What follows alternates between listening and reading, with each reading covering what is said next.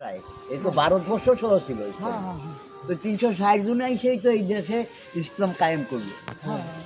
তো এই 360 জন চট্টগ্রামে 12 আউলিয়াদের, আর এদিকে আছে বাদ বাকি জন 120 জন আছে মুরারবন সিফাচলা নাসিরুল। তো ওতে সারা বাংলাদেশ ঘুরে দেখলাম না, আর অন্য অন্য রাষ্ট্রে আছে। এখন ওরা স্বাধীন করে দিয়ে আমাদের ইসলাম দিয়ে না, কখনোই না। তাইলে তোমার কে শেষ বোঝে না। পীর ফকির আউলিয়ার দেশ এই বাংলাদেশ।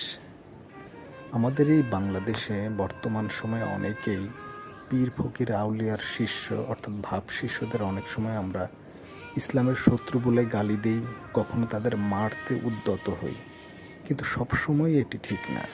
হ্যাঁ, কিছু ভণ্ড পীর ফকিরের শিষ্য থাকবে, এটা স্বাভাবিক, কিন্তু এর মধ্যেও খাঁটিজন কিন্তু ঠিকই আছে।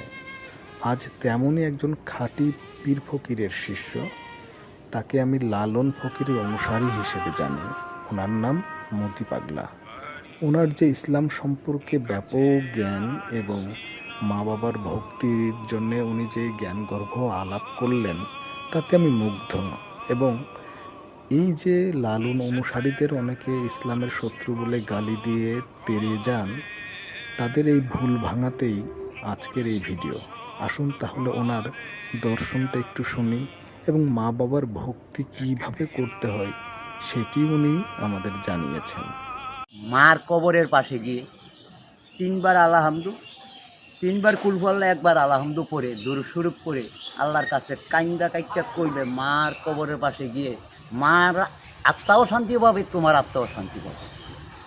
তো এই কারণে যারা বোঝে না তারা মার সম্বন্ধে বোঝে না যে মা চলে গেছে, মা কখনো মরে রে, কারণ মা তো হৃদয়ে থাকে। তো ওই জায়গাতে তোমরা যাবা, আমার এইটা অনুরোধ, মার সাথে কেউ বেদুই করো, তাই কিন্তু দুনিয়া আখেরাত দুইটাই অন্ধকার হয়ে যাবে। আহা, কি অসাধারণ করে তিনি বললেন মায়ের প্রতি দোয়া করার কথা। কারণ মা যদি মারা যায় কিভাবে দোয়া করতে হয় সেটি উনি জানালেন। আর এই মানুষগুলোকে আমরা হত্যা করছি।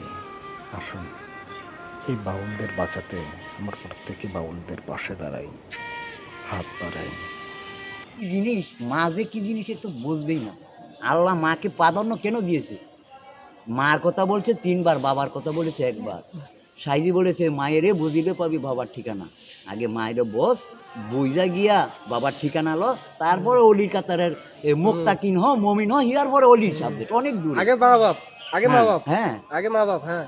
হিয়ার পরে মা বাপ যদি জ্ঞানী হয় তো গুরুর হাতে তুলে, তো মা তো আর বাবা গুরু, সবার আগে মা বাপ, বড় গুরু।